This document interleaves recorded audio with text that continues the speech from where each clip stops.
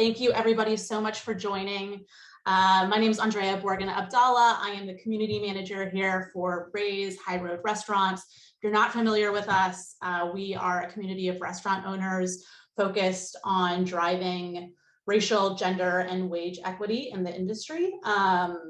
We are an affiliate of One Fair Wage, and so in addition to kind of focusing on policy and legislation, also just a community that wants to make our industry better and have conversations just like this one. And so it's great to have you join and be a part of this. It seems like we're gonna have a lot of folks kind of joining us today. So I'm gonna let you go ahead and introduce yourselves in the chat. So if you can include just kind of your name, whatever organization or restaurant you're affiliated with, and your location, that would be really helpful.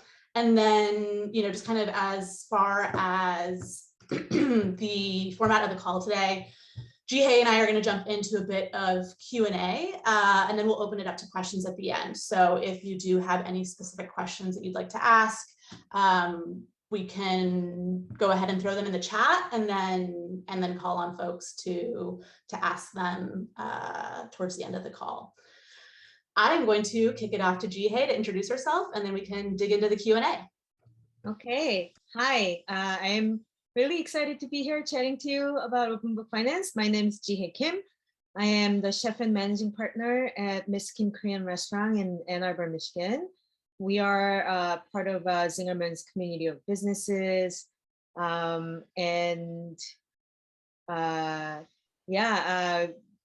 The restaurant and I were nominated for semi-finalists for James Beard Award in 2020, right before the pandemic, and 2022. I was one of Best New Chefs of Food and Wine magazine in 2021.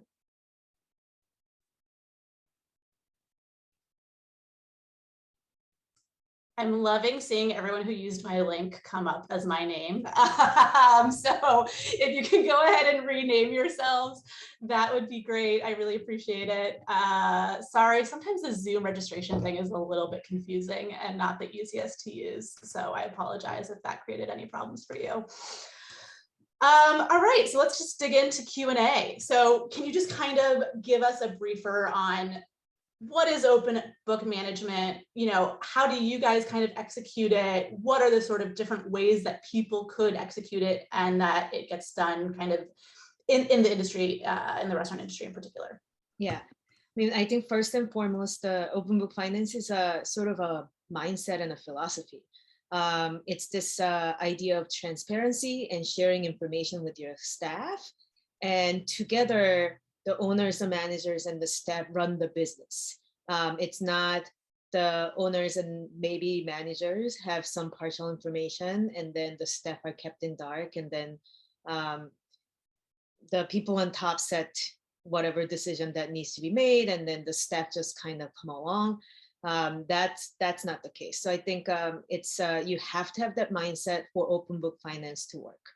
In a nitty-gritty world, open book finance is about opening your books wide open. Like, I know that sounds really scary, but just go ahead and open it.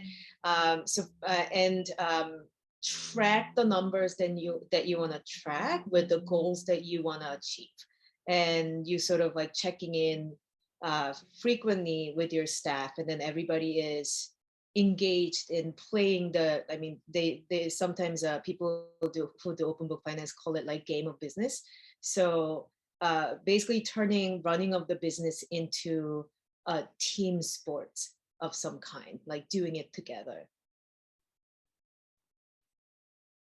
And so from kind of a practical standpoint, what does that actually look like? What kind of systems do you have in place to implement this and to hold both yourself and kind of the team accountable?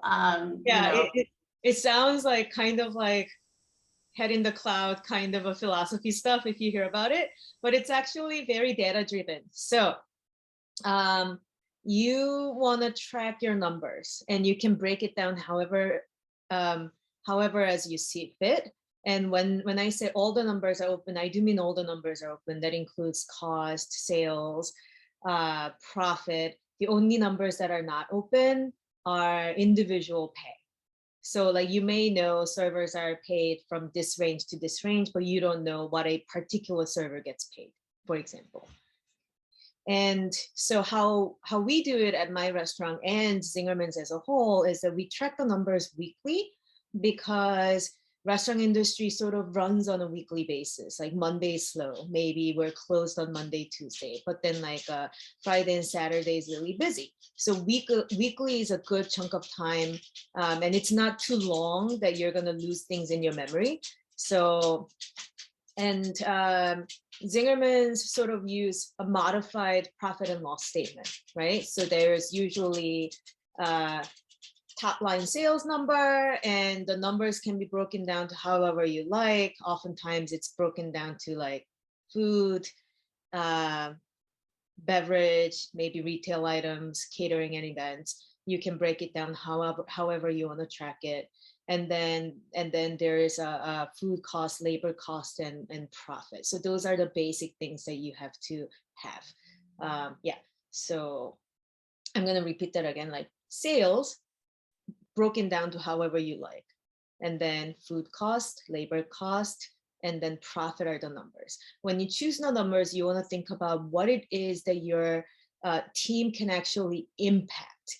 They cannot really impact the rent number, and rent number doesn't change from week to week. So there's not, I mean, everybody's time is really precious, and we pay for the staff's time to do what we call a huddle, like a weekly financial and open book management meeting. So then we want to use that time and space effectively. So you want to choose your numbers carefully to the numbers that you guys can impact. The team can impact sales. The team can impact food costs. The team can impact the labor cost, but not rent. Maybe you can do electricity, but that's sort of difficult to track on a weekly basis, right? And then what you want to have is sort of a keeping score, because you don't know if you're successful or not if you are not keeping the score and have that data on your side. So the conversation becomes very like data driven and fact driven, rather than like, I feel like we're slow and I'm not getting enough hours, and tips are not great, but maybe tip percentages are good and top line sales are not great, or maybe top line sales are great, but then we had too many people on the staff.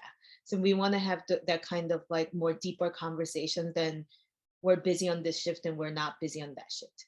So once you decide on the numbers that you track, then you want to start having conversations on a weekly basis in a disciplined manner. So at Miss Kim, we tracked various different numbers. So let me actually, Andrea, will you put up a sample DOR that shows like the week to week numbers? Just I think, yeah. Let's see if that pops up. I brought visual aids. It's just gonna take us a second to put them up. Not the complete one, the regular one, right? Yeah, the regular one. Yeah, the one that does not have like a food quality, that kind of stuff on. Tell me if I did it right.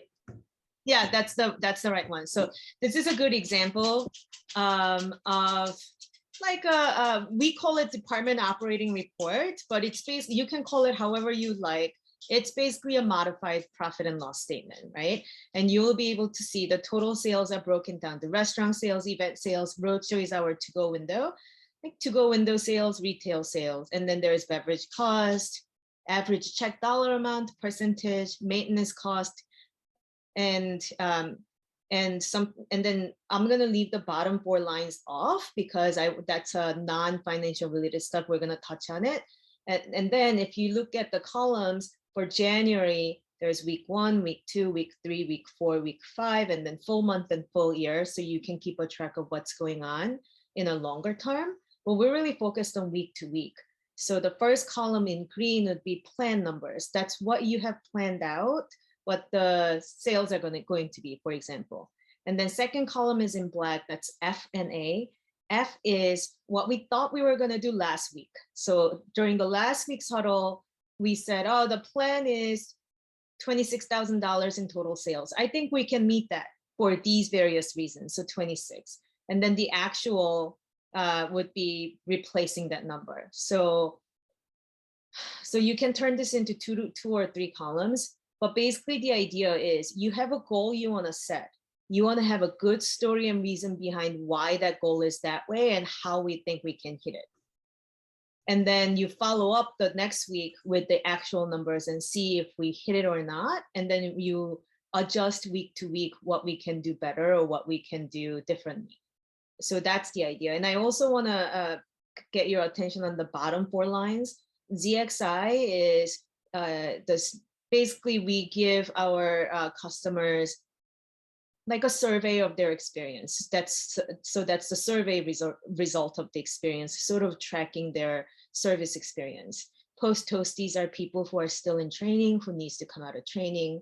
Late tickets are late tickets. We want to reduce late tickets. Maybe that has been a problem. Then we start tracking that. So I also want to highlight the fact that it's not only about finances. It's anything that you want to track, that you want to get your staff engaged and involved on a regular basis. So that's the nitty gritty.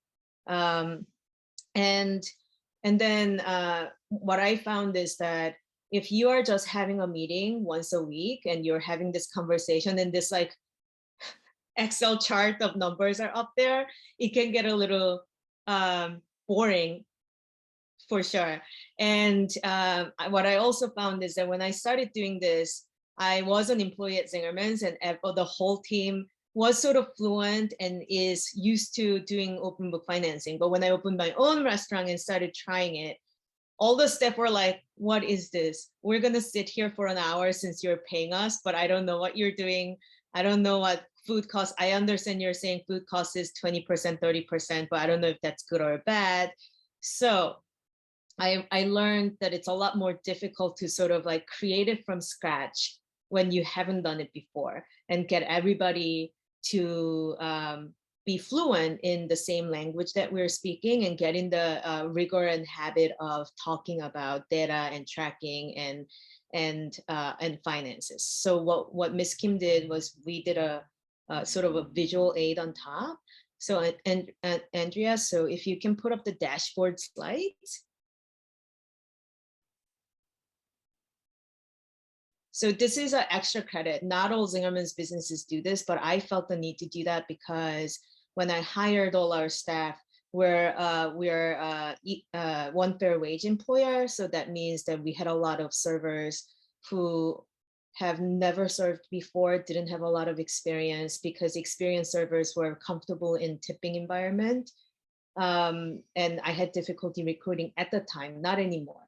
So let's go to slide 2. So I had a lot of like part-timers, first job experience and all of that stuff. So I needed to bring them more up to speed because it seemed like the staff themselves are just out of high school or it's their first job and they were not doing personal budgeting either. So let's actually do slide 3. Okay, so one of the things that I wanted our staff to understand is whether we're having a good week or not just based on what they're feeling, because they can feel pinched on a fiscal, like financially slow day if they're short-staffed, right? So we're not really that busy in terms of number of dollars that's coming up, but we are too short 2 people, so it feels really busy on the floor, or it feels really busy on the line, but it doesn't necessarily mean the numbers tell the story. So we started doing this thing. So this is an actual visual aid that we use at Ms. Kim, and our fiscal year runs from August to July. Don't ask me why. So you can see that this is an average weekly sales. So from mid 2017 to 2018, we were just over $20,000. And then from 18 to 19, we were growing. And then 19 to 20, you know, the first half of the 20 was when the pandemic hit and all the dining in is closed and the numbers started tanking. And then you can see that 2021 is the height of the pandemic. You can see the numbers are way down and we're not even doing $20,000 in sales for top line sales weekly. And then starting August, we started tracking per month so the staff can see the trend more closely for this year. And August 2021 is, I think, around the time that we started doing indoor dining. So you can see that the numbers are coming back up. and then December and January slow, and then it's also coming back up, and then we're in the middle of June. April and May is graduation for University of Michigan, which is a huge money-making event for us. So then when the staff sees this, some of the things that I had to explain is that the gray line that's on a slant is a trend line. And I started even with like, if that trend line is going up, that means our average weekly sales is going up, and that's a positive thing. And then I would ask them like, why do you think the April numbers are higher than say February or January? And then slowly bring them back into sort of disinterest and disengagement to being more engaged and having the financial literacy to talk about it in the way that we talk about it. They may have financial literacy in their personal life, but maybe not in their business life, because not a lot of businesses open up their profit and loss statement this way. Let's look at the next slide. And this is a food cost chart. So you can kind of see our food cost ranges anywhere between like just above 19% to when it's really high, it's 28. And then it fluctuates, but I show them the trend line and then say that when the trend line is going down, then it's a good thing. So we started at this level of basic information. And I think because it's more visual and you can tell the story immediately by looking at it, that helped our engagement with the staff a whole lot more. I think that's good for slides. Yeah, and I'll kind of just quickly add, I think this is just such a great example of how to make something that could potentially be really complex and really difficult to understand really accessible for our employees. And I think as restaurant owners, we often have this issue of, and it was a conversation I was having recently specifically about employee handbooks, where it's like you hand your employees a 50-page handbook and you expect them to read it front to back and to sign it at the end. And what on your own time. Sure. And like, what are the chances that they actually did it, first of all, and second of all, made it, remotely had any of it resonate with them or remember any of it. And so, I think as an industry and as owners, it's also kind of up to us to make these things a little bit more digestible and ensure that our employees are really retaining this information, and just something to kind of think about and sort of continue to chip away at. Yeah.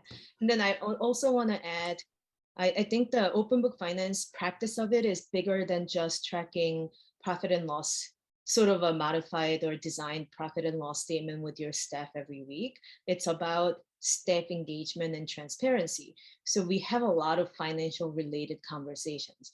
So I had to do a lot of this work, especially because we were a new business starting this out with a new set of team, and I think that's a similar circumstances you'd face if you haven't done open book finance and you're trying open book finance. You have to think of it as like creating a brand new culture.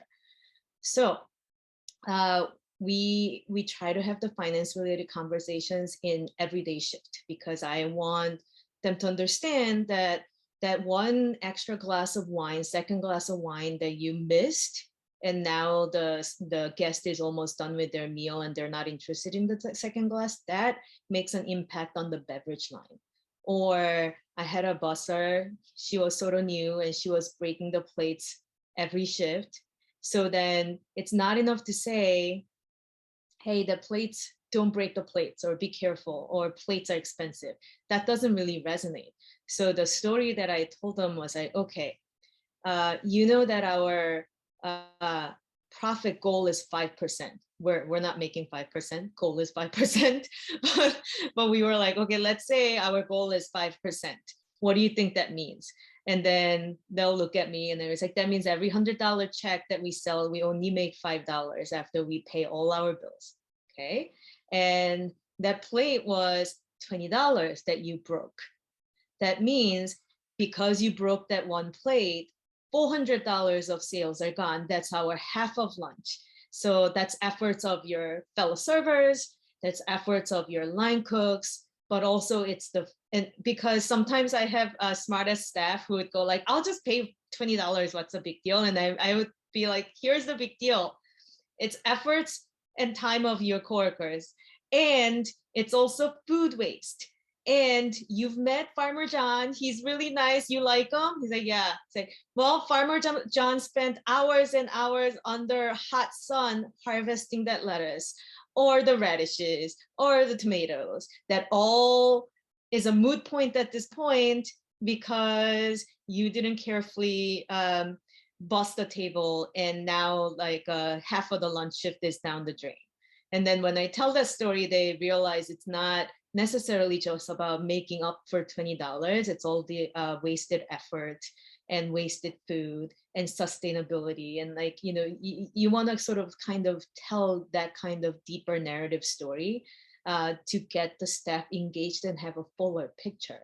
And I tell the same story to new managers and supervisors and tell them that I want them to, like, when you see a busser break a plate, that again, for the third time today, I want you to understand these numbers in your head and still be able to say, hey, are you doing okay? Do you need 5 minutes? Do you need a Band-Aid? Because I tell them that's real leadership, for you to know that and still be able to serve the restaurant and still be able to serve the staff. So having that kind of conversation in everyday shift, and not just that 1 hour that's set aside for financial meeting, is really important to making open book finance successful.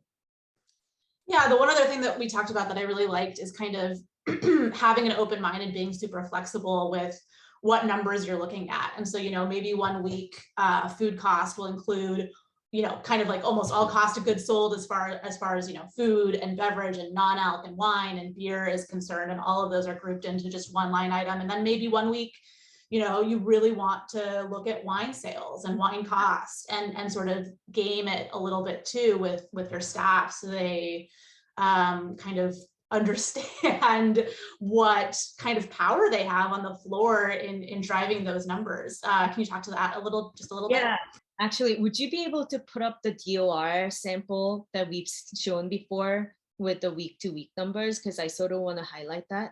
So once your staff is really engaged and get used to, like, I think it's a more matter of being comfortable talking about money, because for various reasons, we are sort of uncomfortable talking about money, especially with your boss about the business. It's usually we're not in good practice of that. And when the owners are talking about that, it feels like doom and gloom. If it's not happening very often, you need to get that doom and gloom out of the way. So I wanna show you this DOR again. And I've also, like, I want to point out the first column in the middle. It says special dinner reservation numbers. Okay, so let's say you're having monthly special dinner events and it's not really selling that well, and we want to make sure that it's selling more. It's on the staff's consciousness, and we want to get that number up. So then we start tracking that number week to week. Okay, week 1, we sold 2 tickets. Maybe week 3, everybody take initiative to action step to mention it at each table, or we have a flyer promoting special dinner in every to-go boxes. And then our goal is to sell double that, 4 tickets every week. So those numbers are flexible. So when you start doing open book finance and start tracking the numbers, once you have the general like sales and cost and profit information in there, everything else is a game for you to customize, and it's not set in stone for the entire year. You can track it for any given time. I would say track it at least a month, so that we have time to sort of understand the current state and then see the improvements that we're making week to week. Like, so during the summer, it could be rosé sales or ice cream sales. It's the season for it. We want to really push for it. We're excited about it. We're going to track that. But tracking ice cream numbers or rosé numbers during winter in Michigan won't be as relevant. Another thing that I want to point out is that once your staff are engaged and feeling comfortable about talking about finances and they want to play this team sport, they can start taking ownership of these lines. So second column, you see people's names. Those are not managers' names. Those are staff names. So for example, the total sales, and there's beverage cost and beverage sales. Isabella and Logan may be the people who are behind the bar the most and they're interested in like making sure the bar is really successful, they will know more than your managers or even myself, who are not playing the bartending role every day, what's going on behind the bar. They're the ones who can really make positive change to the beverage cost or beverage sales number. So they're going to be the ones who are saying like, hey, we're slicing way too many garnish fruits. Maybe we can slice the order and reduce cost. Or they say, I noticed that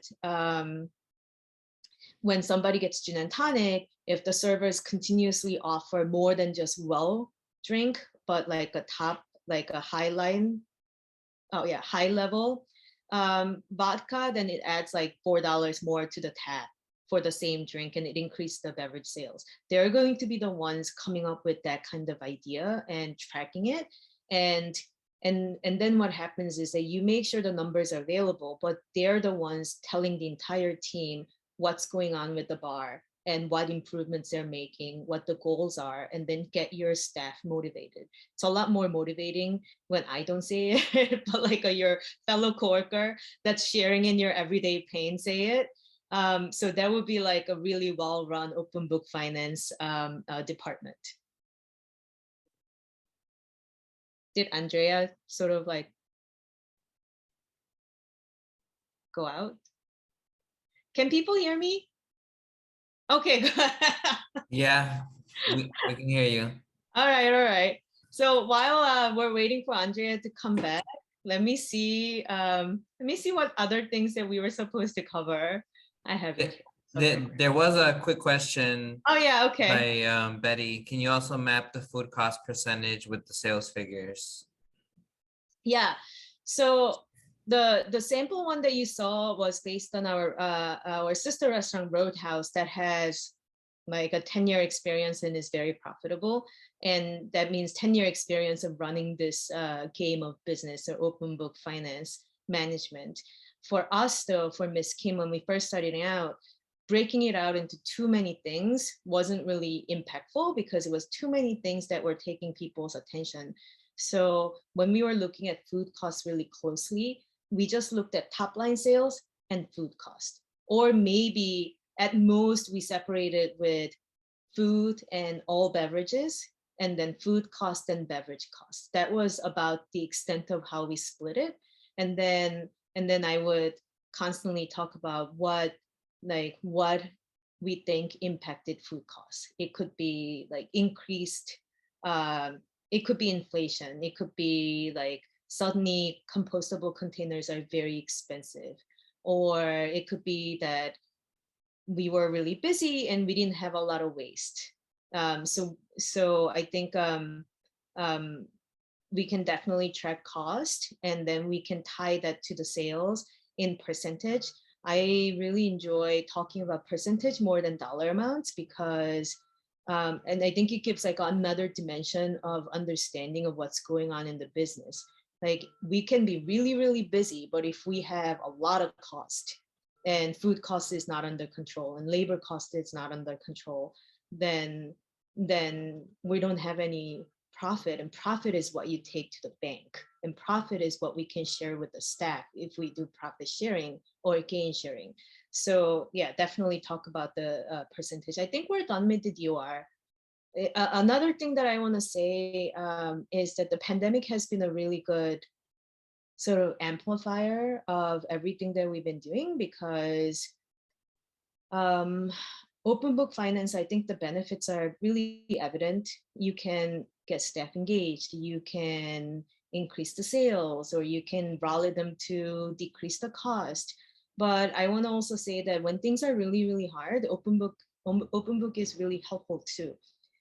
Before the pandemic, when we first opened and we were not getting enough sales because we were less known, but our labor cost was very, very high because we were not taking tip credit. Our labor cost was out of control. Like at one point for a hot second, it was 70%. That was really painful. I kind of, even though I'm coming from open book finance restaurant, I hesitate to say that because it's embarrassing. but yeah, but the staff has seen the labor cost being insane, the staff has seen that we're not making any money. So when I finally had to lay people off and run a tighter crew, people were bummed, but they understood why. And we also shared like what logic we follow to lay certain people off. Like, for example, if you are a full-time employee who's been here for a while, and then you're standing next to someone who just started, who only has 2-day availability a week, then we're gonna have to let the really part-time person go, lay them off. And I also made that criteria transparent. So when I had to make hard decisions, it was emotional but not traumatic, and it didn't impact people's quality of work as much because there was no controversy. People knew why it was happening. We were sharing in the pain. And that also was true when we were dealing with the pandemic. The staff knew we were down 60% first couple months, and then they knew we were doing better when we were only down 40% and slowly clawing up. They knew initiatives that we were doing. So suddenly I added like meal kits or online classes or all this extra stuff that's adding to their workload.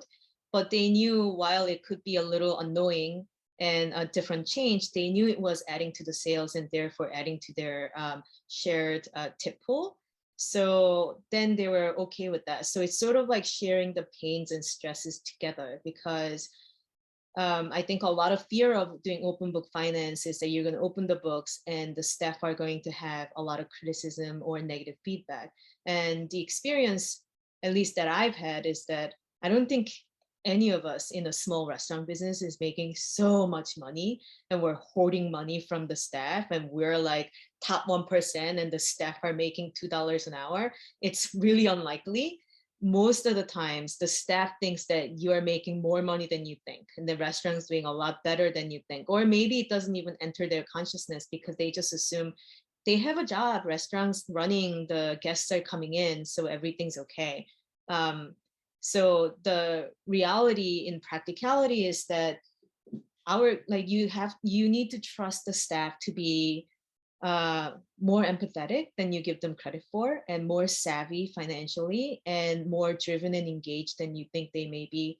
And when you treat them like equals when you're running the business, then they're going to come back and be more engaged and interested. And another thing is that everybody likes to win. So when you set a goal and the whole team work together toward that goal, it feels really good to hit that goal. Sorry, I lost you there for a minute. I had a weird power surge. I was chatting away. But yeah, I mean, I think, in terms of the transparency, making sure people feel like they have skin in the game, the incentives, and I don't know if we kind of covered this while I took my little break, but the week-to-week kind of games and incentives that are possible, but then also in the long term, the profit share and really having people feel like they understand and get rewarded for improving the business's bottom line. But then I think, it's also about really democratizing things a bit too. And I don't know if you touched on this a little bit at all, but I think there were some great examples that you had of times where the restaurant had to make some tough decisions. And because everyone really understood what the implications were, you were sort of all able to make them together. And obviously not everyone is going to just kind of come to a consensus necessarily, but at least there tends to be kind of a majority opinion that you're then able to take and sort of bring everyone along with you in whatever difficult choice you have to make as a business. Yeah, I'll make a quick example of that. So we made 2 major decisions recently this year. So one was we made the decision to check vaccine cards at the door in the middle of Delta and Omicron peak. And then recently we decided to stop checking the vaccine cards at the door. Both decisions were made with the staff's consensus.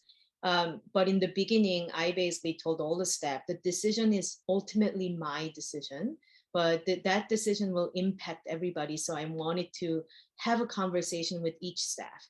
And this was, this came more naturally than a lot of other hard decisions because this impacts like employee health, whether that's COVID related or mental health wise, dealing with difficult customers.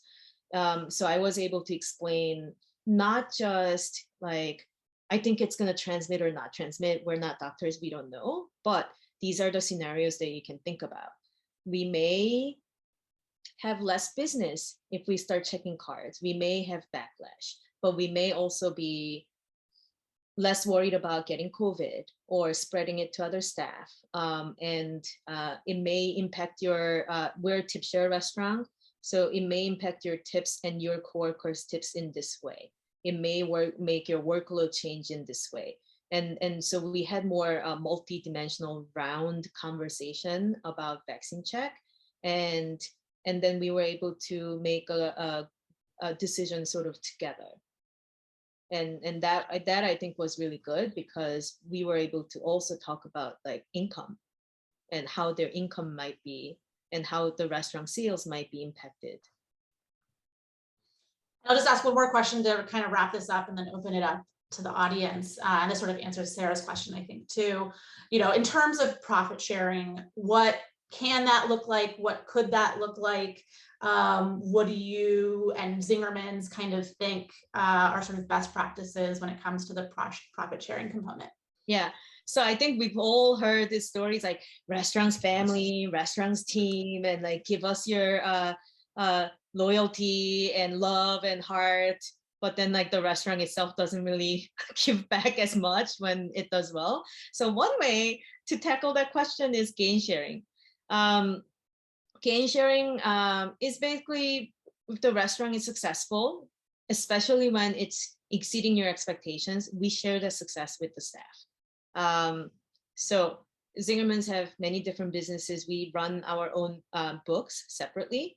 So I will take the example of Zingerman's mail order or bakehouse. Their sales went up during the pandemic because people are ordering and cooking more at home. And then the restaurant businesses went down. So let's talk about the people whose sales are doing well.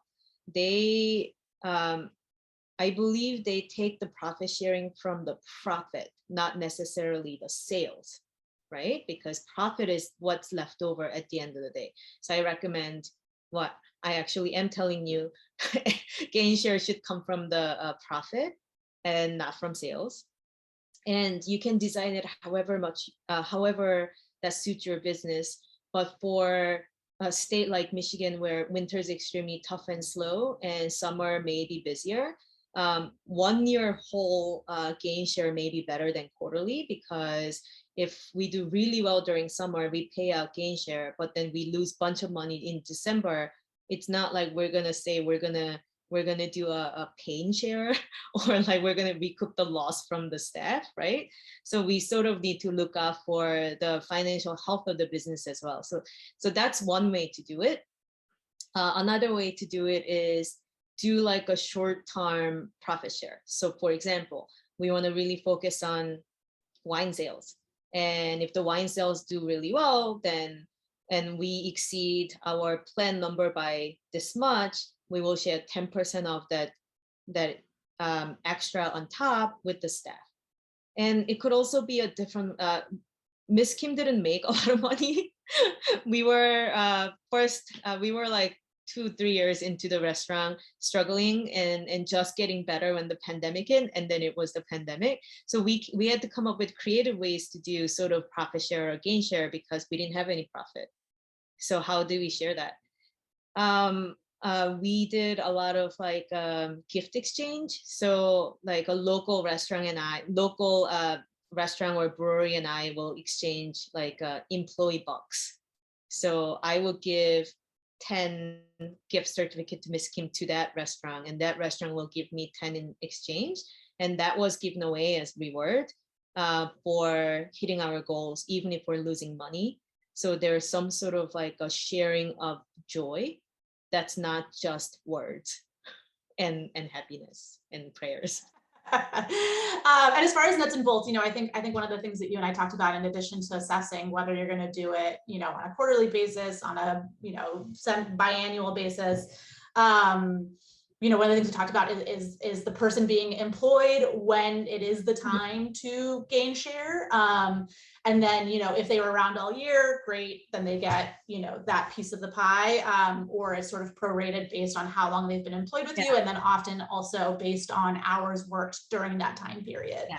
And so, let's say we're going to do 10% of total profit, and then that'll go to each employee equally, but based on hours worked. Is that more or less correct? Yeah, so we make it very clear from the first week that they work that if there is gain share paid out, they have to be employed at the time of payout to collect that gain share. Because when they're done, like if, let's say we're doing it from January to December and they quit in October, we term them, we cannot keep them on payroll just to give them how the gain share will turn out by the end of the year, right? So the deal is you have to be here at the time of payout for you to get payout. Okay, so that's one. And another one is how we divvy up the gain share. And whenever I need to divvy anything up, I tend to rely on total number of hours worked rather than full-time, part-time status or their tenure. So we may have somebody who's worked full 40-hour weeks for 6 months, but has only been here for 6 months. And we may have somebody who's been here for the entire year, but they only worked 10 hours a week. The effort that they put in shouldn't really hinge on their full-time, part-time status or how long they've been here. I think the number of hours is like the most straightforward way to divvy up any kind of pot of something that's going to go to the staff. And it's also simple. And you want something simple and elegant for the staff to understand. You don't want to make something super complicated, or maybe I didn't want to make anything super complicated because I didn't want to be sitting there doing that calculation and doing that explanation to the staff. So I didn't want to do tiers like managers are somehow more valued, so they get 30%. And then like the frontline staff are less valued, so they get 15%. But then if you're part-time, you're even less valued, then you get 10%. That's all a lot of one person's opinion going into it. But if you say it's total number of hours you worked during this period, it's simple, it's equitable, it's understandable. So that will be the way that I recommend. Cool, thank you. Let's open it up to questions. Julio, I don't have access to the chat from before I got kicked off. I don't know if there's anyone else that was first or next. Sure. The first question, I think Hye might have answered it, was about mapping the food cost percentage with the sales figures. After all, food cost percentage will go down with increase in revenue. I think you addressed that, right? Yep. Okay, the next one is, how do you explain profit to staff? What is a healthy way to navigate that conversation? I mean, the percentage is the easiest way, but I usually say, like, if we made $100 and it costs this much to buy ingredients, and then after I pay you guys and then we pay rent, what's left is profit. It's not a whole lot different than personal finance in that way. You take your paycheck home, you buy groceries, and you pay rent and utilities, and whatever's left is savings, right? So that's one way to explain comparison to personal finance. Or another way to explain is that how much does it take to make this one burger, right? We charge $20 for a burger, buns are this much, the meat's this much, and then we pay the cook to make this, and that's this much. And then the profit at the end, even though the burger is $20, profit may be only $2.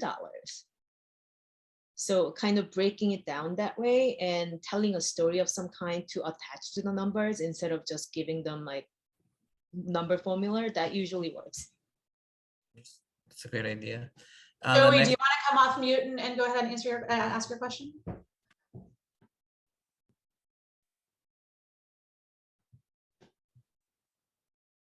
Joey? Maybe not. His question. Oh, go ahead. Sorry. You're good.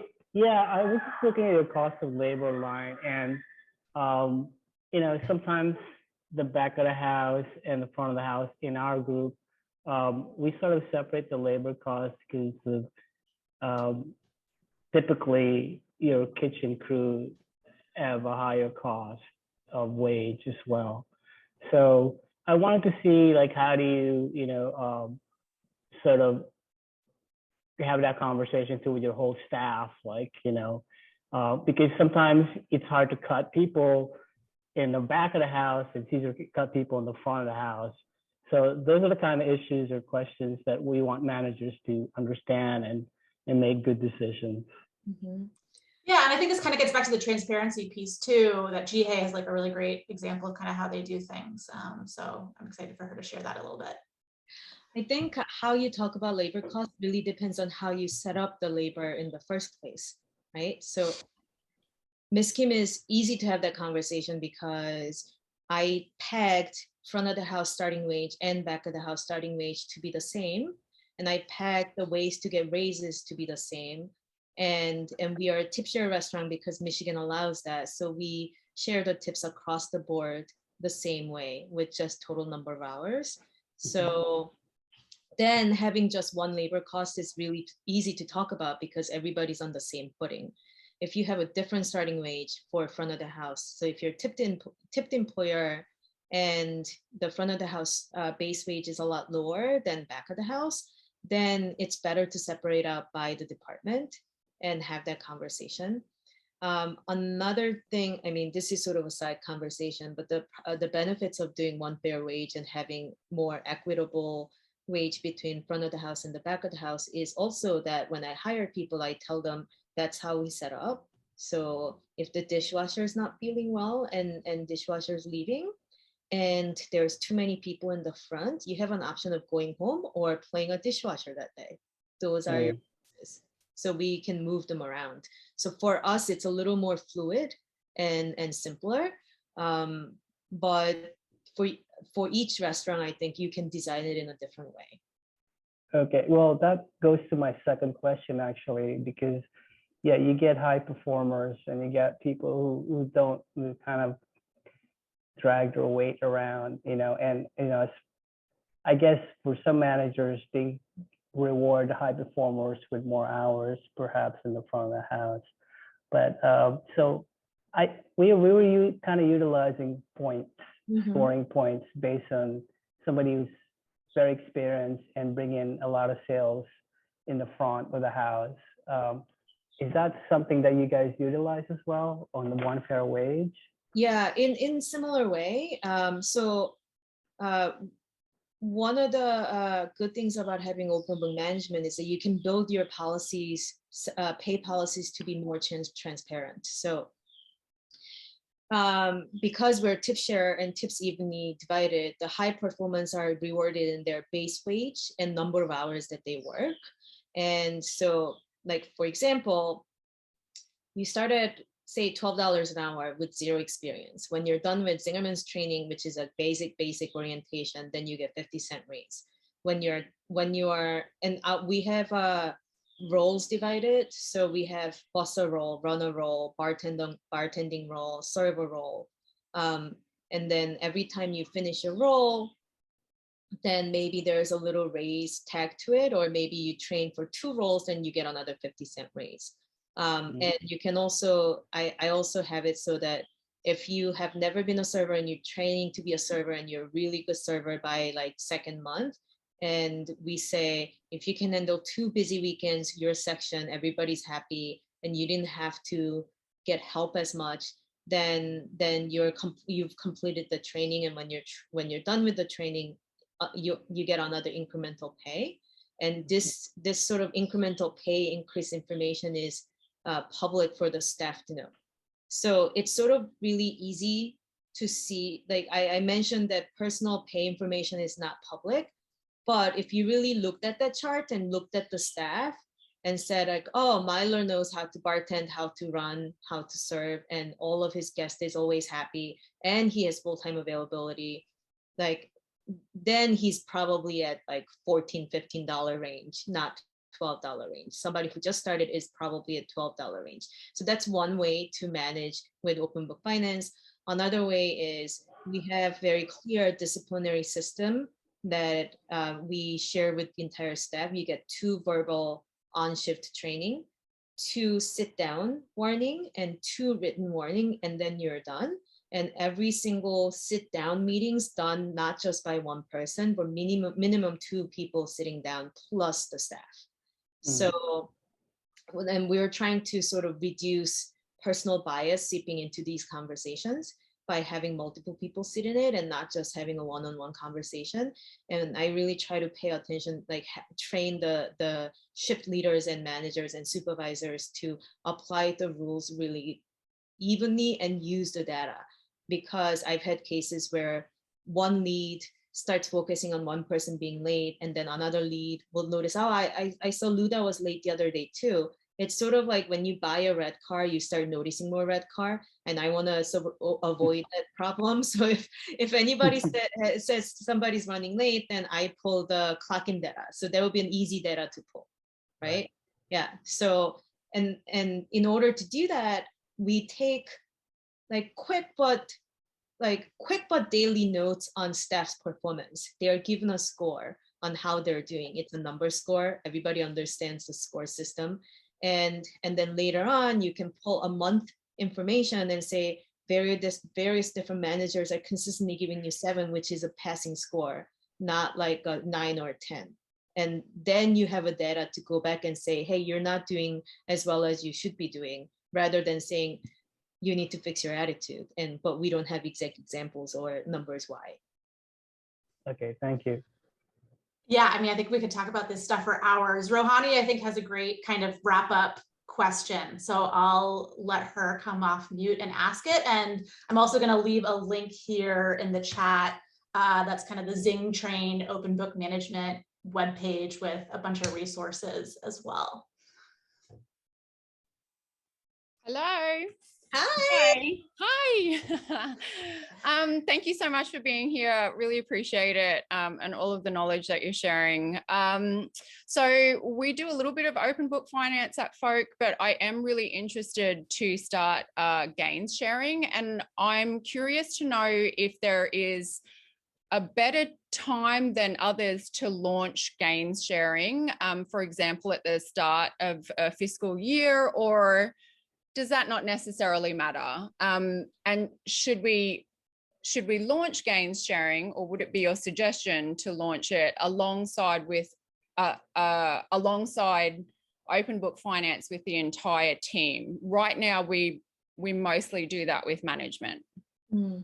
I would do it concurrently, because the gain share is sort of like a reward for the entire team for playing a winning game. So if they don't know if they're winning or not by being able to look at the numbers, then it's more difficult to motivate the team to work as a team to win. So I would say if you're doing gain share, then I think open book finance should go hand in hand. It's also a lot more meaningful. It's getting a $50 check, but there's more meaning to it if you know more in detail every month, every week, what work as a whole team went into it. And then in terms of timing, I think fiscal year is a good way to go, but there's no like better time to launch it. You can launch it anytime, but you just want to kind of calculate a fiscal year. And you can take a look at your like a financial history. If your numbers don't fluctuate as well, then you can do it in a shorter period of time. If your business is more seasonally affected, and I know you're in Michigan, so winter sucks. If your business is more seasonally affected, then you may want to do an entire fiscal year. Yeah. But if you're doing an entire fiscal year, then people have short memory, and it's more difficult to motivate people for the entire year. And so what I would do is track that number weekly, even though payout is entire year. Right. Okay. Got it. Can I ask one quick follow-up? Hopefully it's quick. So obviously everybody wants to win, right? Like we want to win as business owners. We want to motivate the team to. How do you best navigate not winning? You know, if there's a situation in which you've got to tell the team, hey, the gains share isn't looking great this year. Yeah, I mean, I feel like we've been navigating that for the past like 2.5 years. Yeah. I think the best policy is honesty. Yeah. And if you have shared what challenges you've had together for month to month, it's a lot easier to sort of break the surprise that gain share may not happen. But it's also that like it shouldn't be a surprise if you've been having that conversation weekly. But barring global pandemic, let's say you had a sort of a shitty quarter. Then we can rally the staff to say, I was like, all right, the gain share numbers are not looking great. We want to kind of reforecast. We're down 100. So let's say we're adding our goals 25 more on each quarter than what it used to be. And let's, as a team, come up with ideas on how to make this gain share happen. And then come up with some projects, special dinners, special items, or special sales items, or like action steps like, let's make sure we mention dessert at every single table and remember to mention it every single table, because you and I both know if you can get the servers to at least just mention it, sales will go up just by bringing the customer's attention to it. So you can come up together as a team, like that kind of action steps to turn it around to like more future focused conversation. Zingerman's, we do something called 80-20. So we spend ideally, we spend 20% of the time and effort sort of rehashing and learning from the past, and then spend 80% of the time and effort charting the future, visioning, and then creating action steps to create better future for ourselves. Cool. Thank you so much. Appreciate you. All right, I think that's a great place to kind of close this conversation. Jihye, thank you so much for sharing all of the information and P&L and graphs. I think it was incredibly helpful. You know, again, I think we could have this conversation for hours and hours on end. And I think Zingerman's does like kind of official trainings around this as well. Is that true?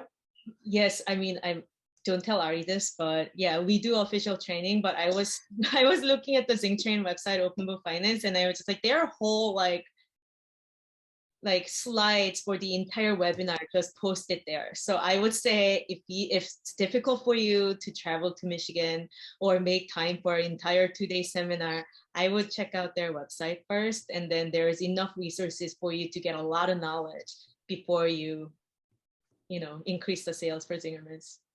Yeah, and I'll drop my email in the chat as well, so folks can reach out to me if they want to learn more.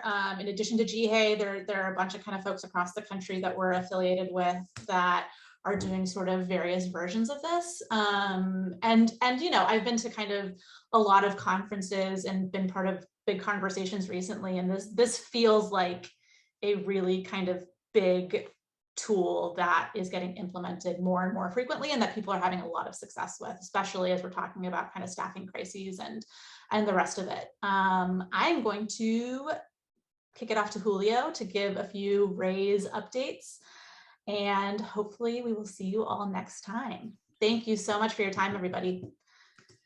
Thank you so much, Andrea, and thank you so much, Jihye, for going over this important subject. I'll be very brief. Just wanted to give some quick updates for folks where we have some ballot initiatives. So in Michigan, we'll be submitting petitions to get on the ballot in 2024, raising the minimum wage to $15. So I'll let you know when that happens. I'm also putting in the chat box a link to a report that One Fair Wage put together, which highlights some of the issues that restaurant workers who are LGBTQ face. And these are things that have come up more often that we've had inquiries from employers. And so if you'd like for us to develop more resources into this area, let us know, so like that we could provide training. And last but not least, just let us know if you'd like for us to come and talk to restaurant owners, if there's coalitions or standing meetings that you may be part of. We would love to come and talk to folks. And just answer their questions. What does it look like to transition from paying a sub-minimum wage to a fair wage and doing so profitably? And last but not least, next month we'll send this all out in the links. We're gonna have a racial equity training at the end of July. So on my behalf, just super thankful for all of you being here. Super excited for all the things that are coming down the pipeline. I'm hoping things are picking up for you during the summer. I know for on my behalf, I love going out and just having that outdoor patio option. So yeah, thank you once again for joining us, and I hope you have a great week, and we'll see you in 2 months when we have our next bi-monthly call.